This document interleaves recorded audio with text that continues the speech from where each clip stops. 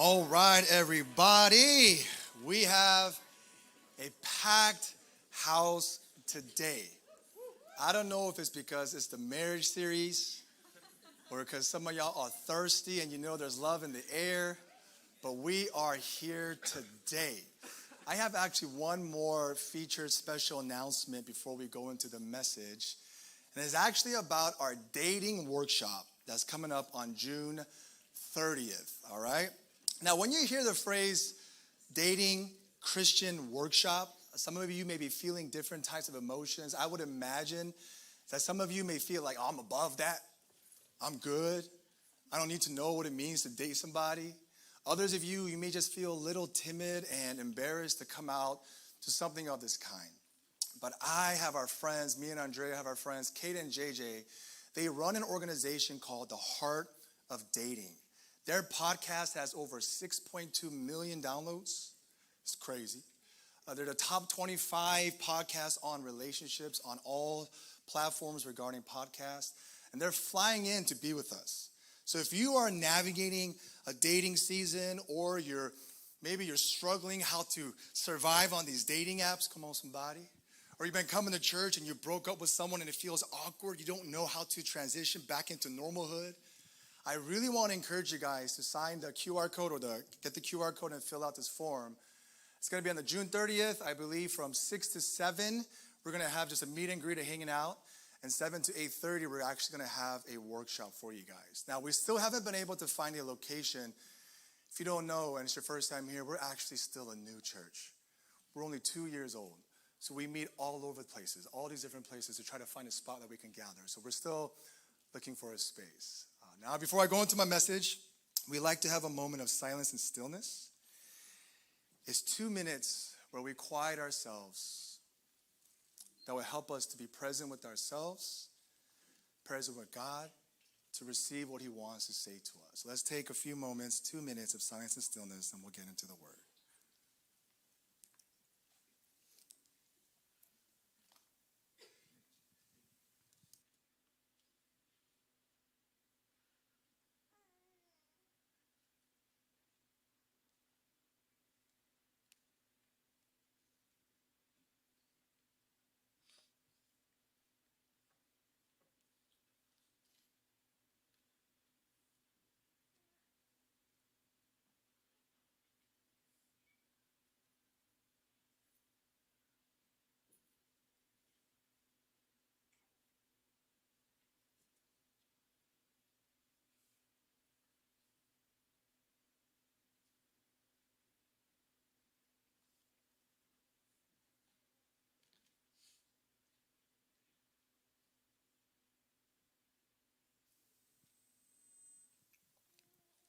Amen.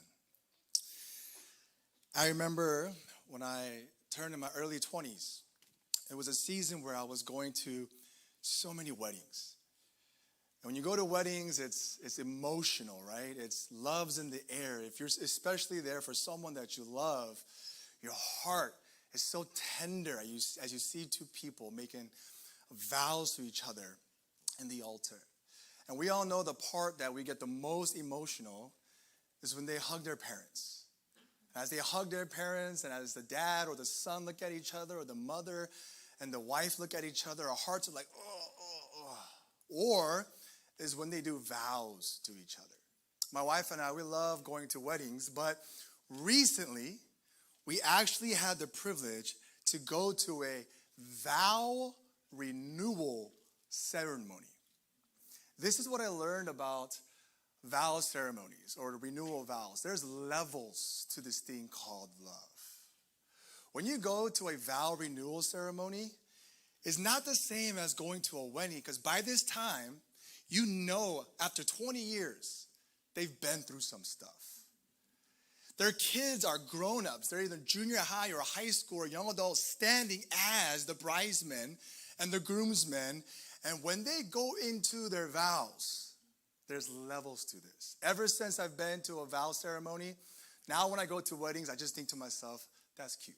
That's cute. Earlier this year, my wife and I and a few people in our church had the privilege to go to a renewal of vows between people in our church. Actually, Liz, who was up here, I know she looks like she's 17, but she's actually in her 40s now.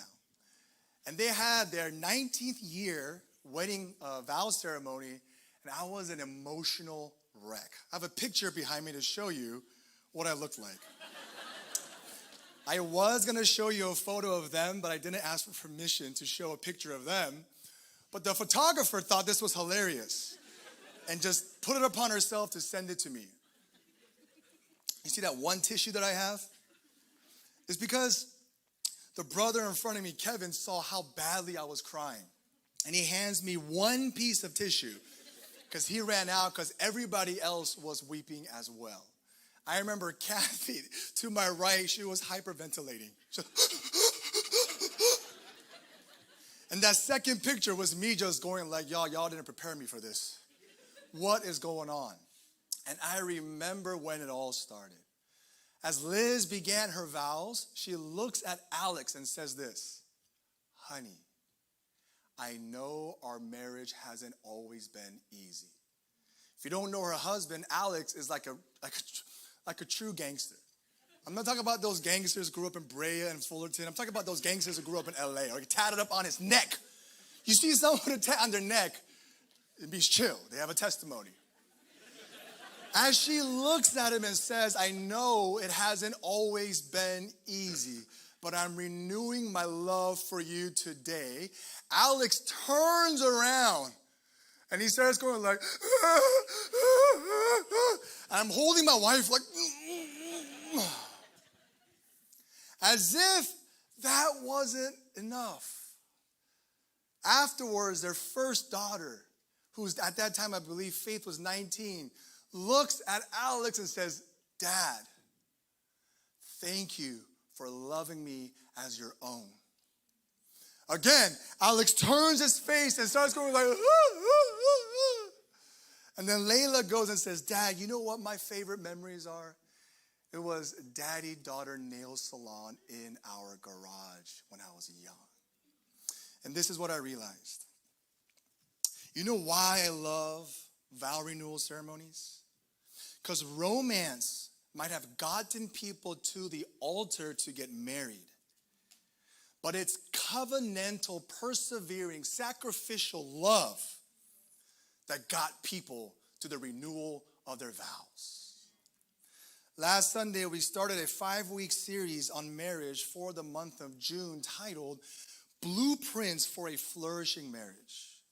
The main idea behind this series is that if God is the one who instituted marriage, there is a blueprint and a design for how it's supposed to flourish. Just like an object that follows the laws of aerodynamics that allows it to soar, or if it doesn't obey these realities, this plane crashes. In the same way, God has designed marriage to follow certain principles and patterns that would allow it to fly and soar. Now, with that being said, last week, we really talked about marriage as sanctification. And that's why we said it is our personal, individual devotion to Christ and our personal repentance of our self-centeredness that is the root and foundation of all flourishing relationships. However, today, I want to talk to you guys about marriage as covenantal love. In Ephesians 5, verse 31, Apostle Paul, citing Genesis 2:24, says this, For this reason, a man will leave his father and mother and be united to his wife, and the two will become one flesh. This is a profound mystery, but I am talking about Christ and the church. I want you guys to notice that Apostle Paul anchors the way that a husband and wife are to love each other and serve each other in the same way that Christ loves and serves us. In explaining the relationship between a husband and wife, he says, this is a profound mystery, but I am talking about Christ and the church. This entire portion of Scripture is tethered to the gospel. Is tethered to the covenantal love that God has made with his people. So the question is, what is a covenant? In order for us to understand what a covenantal marriage looks like, we have to first see what a covenant between God and his people look like. The story of the Bible is God progressively revealing himself through a series of covenants and promises with his people. It starts with the Abrahamic covenant. And later, as he reveals more of himself, it goes into the Mosaic covenant. And later in Jeremiah and Ezekiel, they prophesy about a time a new covenant is coming. And that's when Jesus says, take this, drink. This is my blood, the new covenant, which was shed for you. But in Deuteronomy chapter 29, Moses expands on what a true biblical covenant between God and the Israelites look like. Deuteronomy 29 is a series of sermons as Moses is getting ready to depart and preparing God's people to enter the promised land. And at one of his last messages, he instills the covenant between God and his people. Look at verse 1. Moses says, these are the words of the covenant that the Lord commanded Moses to make with this people of Israel in the land of Moab. He says, you are standing today, all of you, because the Lord your God, so that you may enter into this sworn covenant of the Lord your God, which the Lord your God is making with you today, that he may establish you today as his people, and that he may be your God as he promised you. And as he swore to your fathers, to Abraham, to Isaac, and to Jacob, it is not with you alone that I am making this sworn covenant, but with whoever is standing here with us today before the Lord our God, and with whoever is not here with us today. Tim Keller points out in his message on Deuteronomy 29 that in this passage, you can hear and see two kinds of languages that reflect the characteristics of God and his covenant with his people.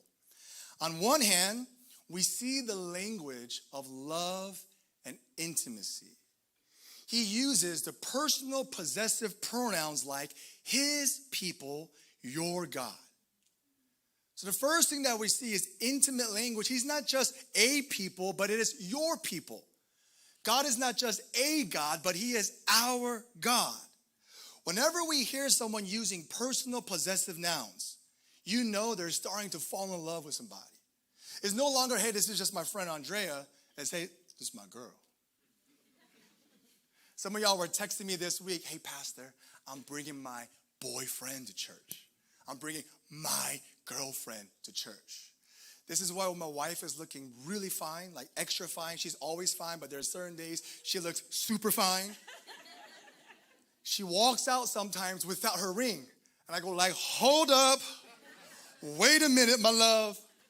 Please wear your ring. She's like, why? Because I want people to know you're my wife.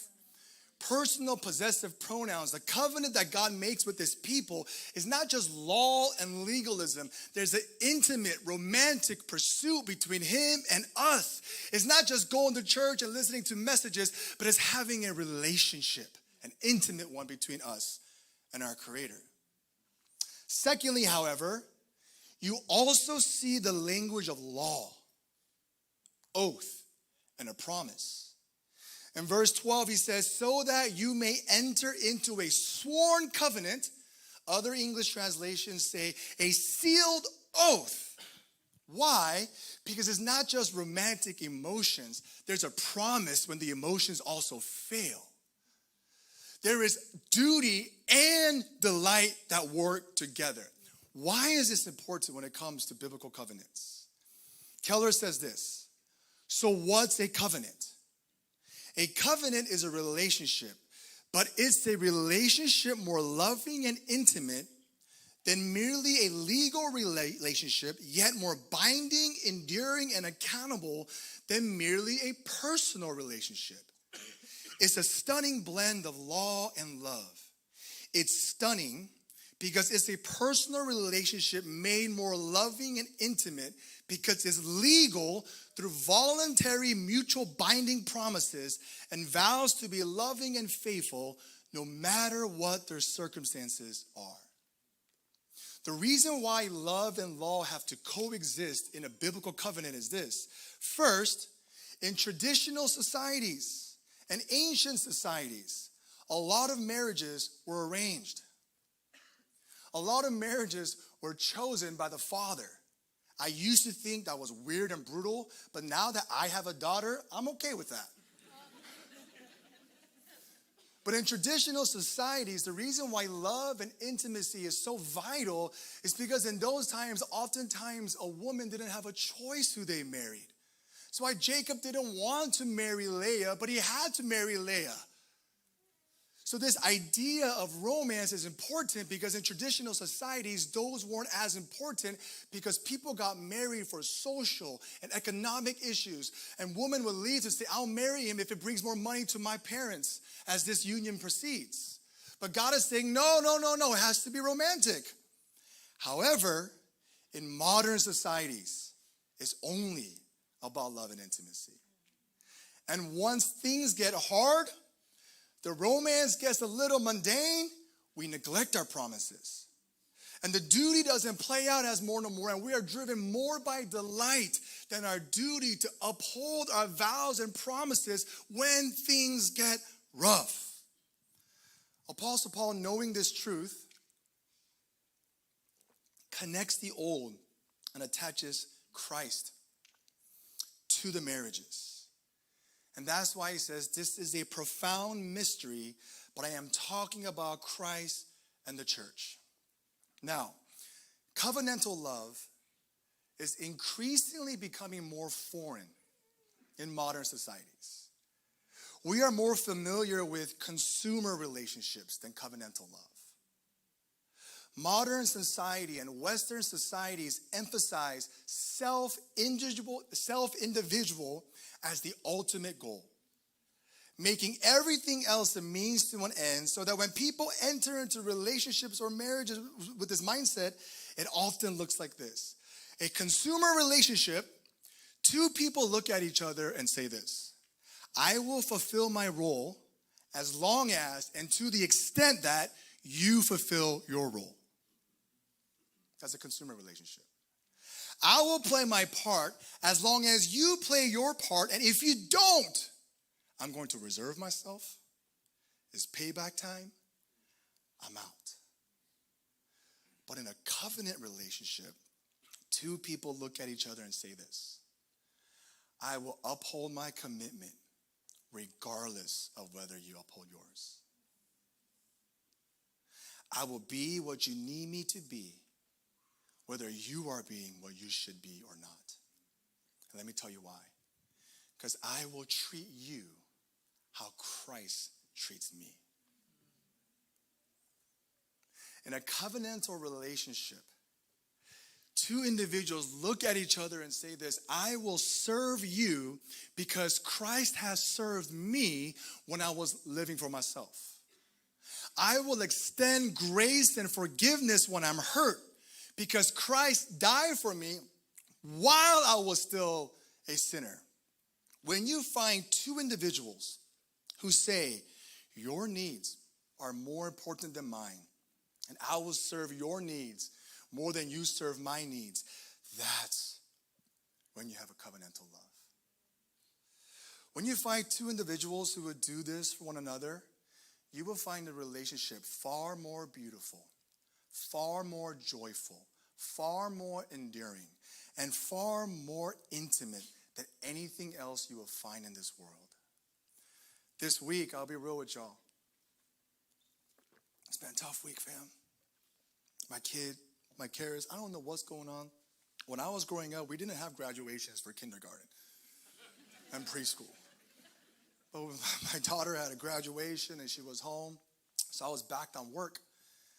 And my daughter was home, so my wife had to really step in. And I hate to work in the morning when my wife is getting the kids ready. And I also hate to work at night when we're supposed to be putting them down together. But last night I went into the garage and I was like, man, this sermon, taking a lot of work. Help me, God. I'm dying, Lord. And I kept texting my wife every 30 minutes. I'm so sorry. I'll come in soon. I'm so sorry. I'll come in soon. And around 9:30, I looked. Oh, my gosh, she put the kids down by herself again. I was expecting to be met by consumer love from my wife. I was expecting to walk in for her to say, honey, I'm so tired. Don't do this to me again. Honey, please work earlier in the day. But when I walked in, this is what she said. Honey, your sermon is about to be fire. Then she looked at me and said, honey, I'm tired, but you're carrying this. I got the kids. Don't even trip. You're good. That is covenantal love. In that moment, she decided upon herself, even though I'm tired, even though I'm exhausted, I know my husband is feeling the same. Therefore, I will outserve him. And that empowers me to go straight to the dishes. Come on, somebody. That empowers me to go straight to the laundry, because if I came in and she would have been like, oh my gosh, I can't believe you do that. I was, well, I can't believe you don't know what I'm going through. Are you preaching? No, guess what? I'm preaching. You do the dishes. But when two people show covenantal love, it is the most beautiful principle and design that was established by God. Now, when one person does it, that's called abuse and exploitation. And if you're thinking here like, man, I do this, but my husband doesn't do this, or my wife doesn't do this, well, then this is for your husband and wife, okay? Not for you. Now, both types of relationships, consumer and covenant, are important. They have their appropriate place, right? When it comes to an exchange of business or expertise, or even to a certain degree when it comes to employer and employee, a consumer relationship is appropriate. This is why I went from T-Mobile to Verizon. Because I ain't loyal to you, T-Mobile. Verizon offered me a better plan. Peace out. This is why when I find oil change that's cheaper, peace out, Jiffy Lube. I got a local one right here. It's cheaper. Why? Because consumer relationships are important. However, the problem is when it comes to our marriages, or even looking for a potential partner, and even friendships for that matter, I don't think we realize how much the consumer model is dominant in our minds and values. It is increasingly characterizing the dynamics of our relationships. Let me take a moment. I got to tread carefully here and talk to those of you guys who are single. Those of you guys who are single and on dating apps. I'm not against it, by the way. I think dating apps are good. But you need to recognize how the consumer market is shaping your approach in finding a partner. Dating apps are not good or bad. They're just avenues in which you meet people. However, if you're swiping to the left and right as if you're searching for the best deal, and you're constantly thinking to yourself after you match, is there someone that's more fine? Is there someone that gets me better? Then you're treating potential partners no different from Amazon and Target. Which one has the better deal? Now, some of you are thinking, okay, Pastor, you're pointing out the problem. Tell me the solution for the online dating in a consumeristic society. This is why JJ and Kate are coming on June 30th to tell you guys, all right? Now that we've defined covenantal love, let's explore real briefly how it's supposed to manifest in real life relationships. Now back to this passage in verse 31, Apostle Paul says, for this reason a man will leave his father and mother and be united to his wife, and the two will become one flesh. We need to prioritize our spouse above everything else in our lives. That's how it's been designed. We need to leave some things in order to unite and cleave to our partner. And two things I want to briefly mention. The first thing we need to leave is our family of origin. And the second thing we need to leave is the priority of our careers. In a traditional Jewish and Greco-Roman society of Paul's time, family and parental bonds were the most important thing in your life, more than your individual success, calling, and career. Family units were typically extended, with multiple generations living together or in close proximity. And the patriarchal system placed the father at the center of the family life. And the father oftentimes would dictate everything that happens within this family, even after they're married. So Paul is speaking to a newly married couple, saying, once you are married, there has to be a shift in your priorities. Your loyalty and commitment is to your spouse more than to your parents. In order to illustrate this, I recreated some images that I found online about this pastor talking about family systems, specifically when it comes to in-law relationships. Y'all ready for in-law drama? Y'all don't think it's real? It's real. I love my in-laws, by the way, just in case, and my wife loves the in-law, my parents. The first illustration is a married couple is now starting their own family unit. But the wife's family and the husband's family is going to start to pull on what you do for Christmas.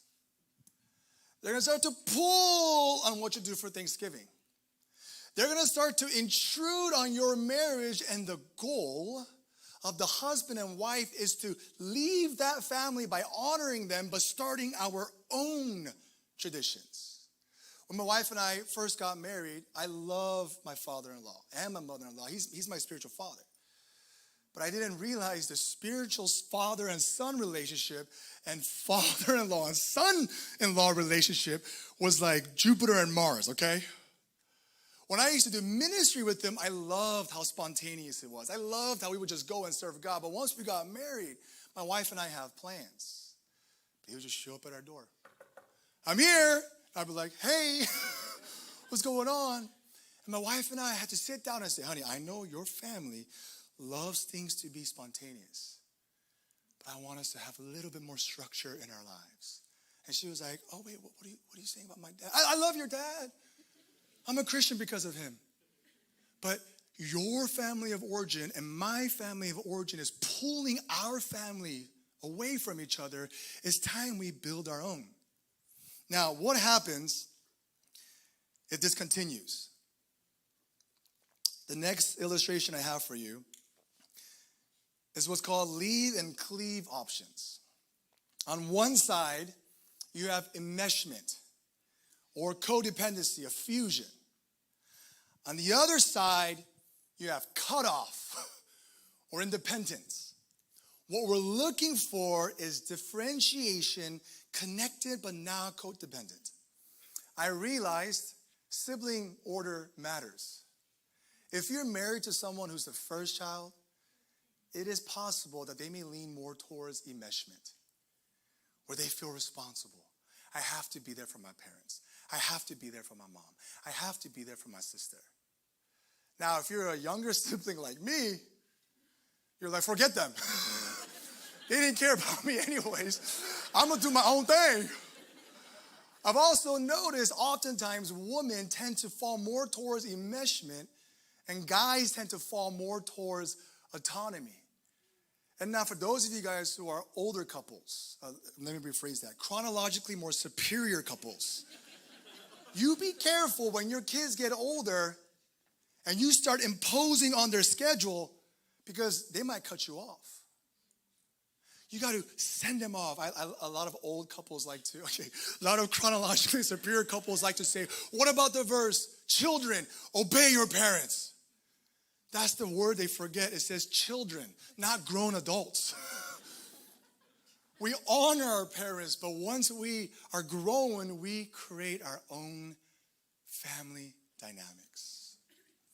The second thing I want to talk about is leaving the priority of your career. Now, in the first century, I told you, in traditional societies, it's really about who you married. You adopted the career that your father had.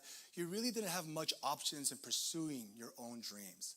Today in the West, I would say that's an equal amount of tension in relationships when it comes to dreams and careers.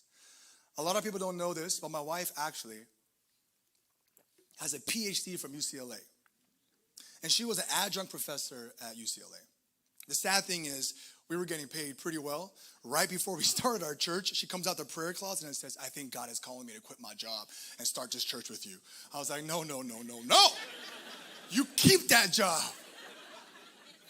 But when we were walking towards engagement, my wife, being a career woman, being a boss lady, she applied to all East Coast schools.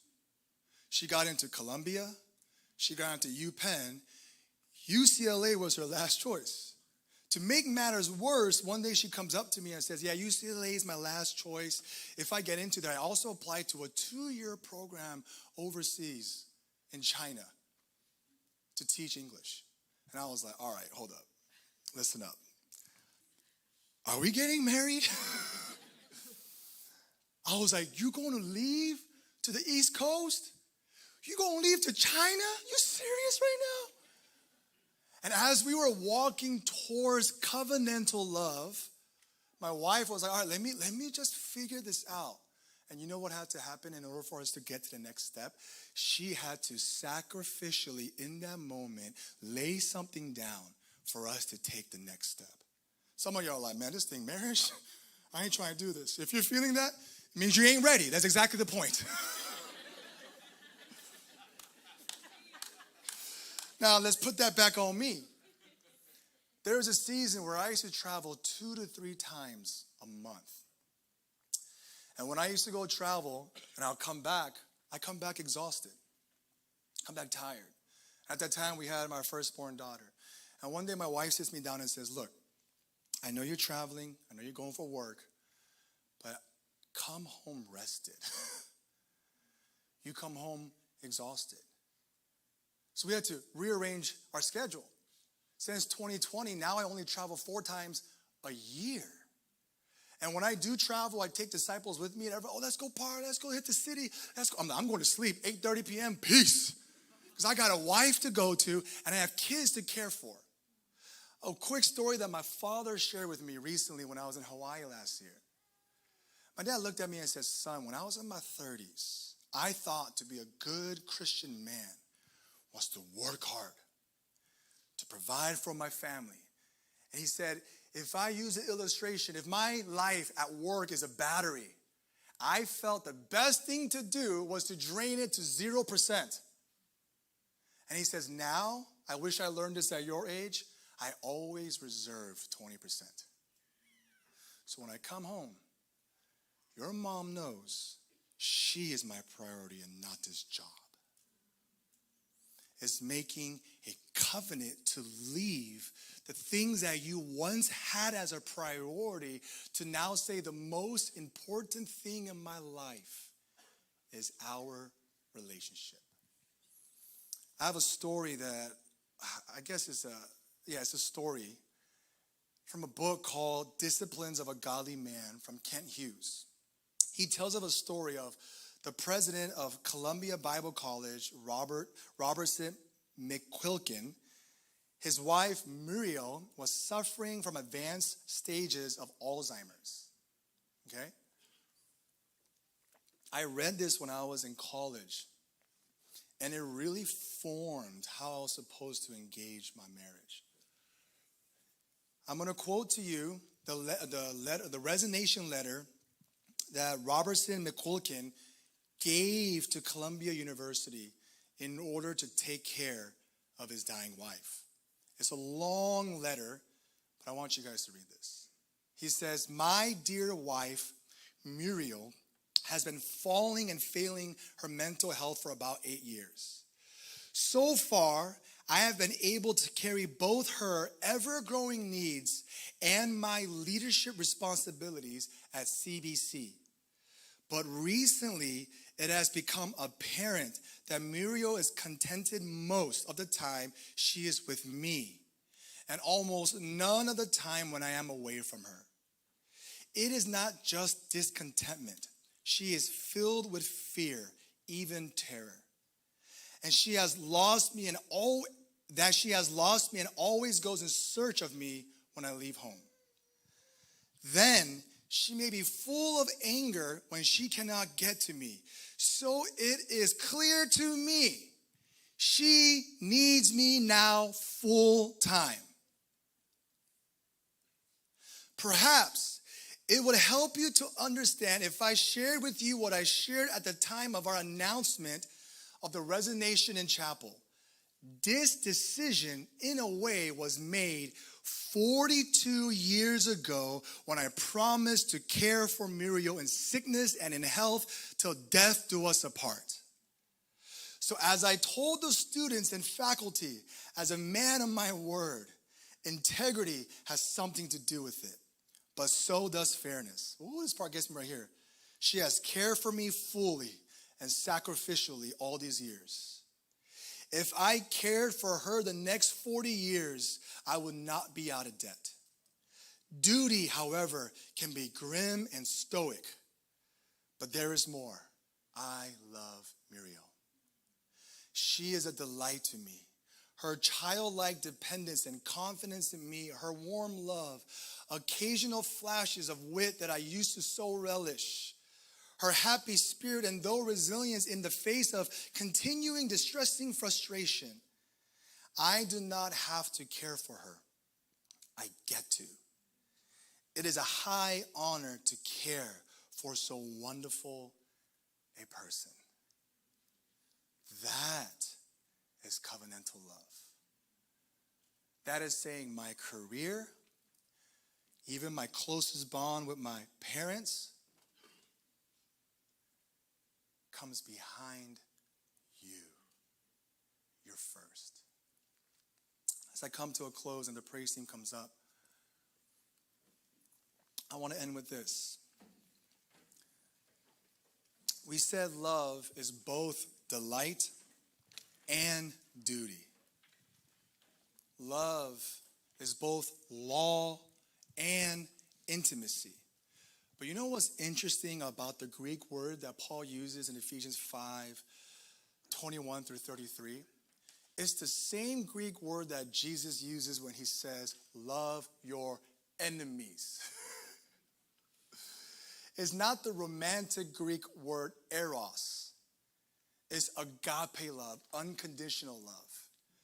The reason why he's saying that is this. Love is primarily an action before it is a feeling. And for those couples where your romance might be dimmering, your intimacy might be struggling, don't forget your duty and your oath and your promise. Why? Duty breeds delight. It's not the other way around.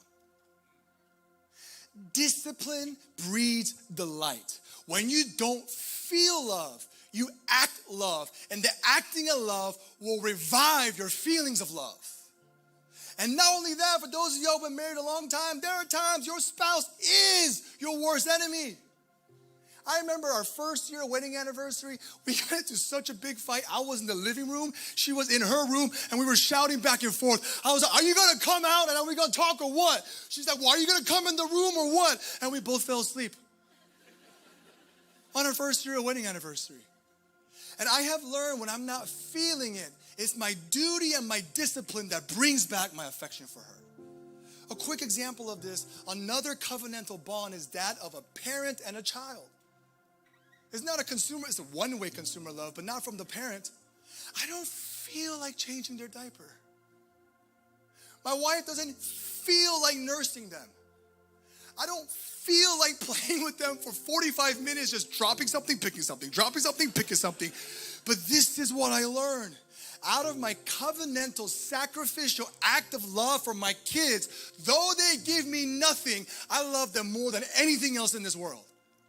And I have realized to the degree you have sacrificed and suffered for someone is the degree of romance that will eventually come. And then Jesus, at the end, the covenant, he lays down his life to obey the law, which was the consequences of separation from the Father. Jesus was not on the cross like, I feel like dying for you today. Peter, I love the way you serve me. Thomas, I know you're going to doubt me, but we good. No, he says, Father, forgive them, for they don't know what they're doing. Father, take this cup from me. Why? Because Jesus has covenantal love towards us. He doesn't leave us when we fail him. He takes the punishment of the law in order to extend the unconditional love of the Father. As we close, I ask the praise team to sing this song again. And afterwards, we'll have a moment where we pray very briefly.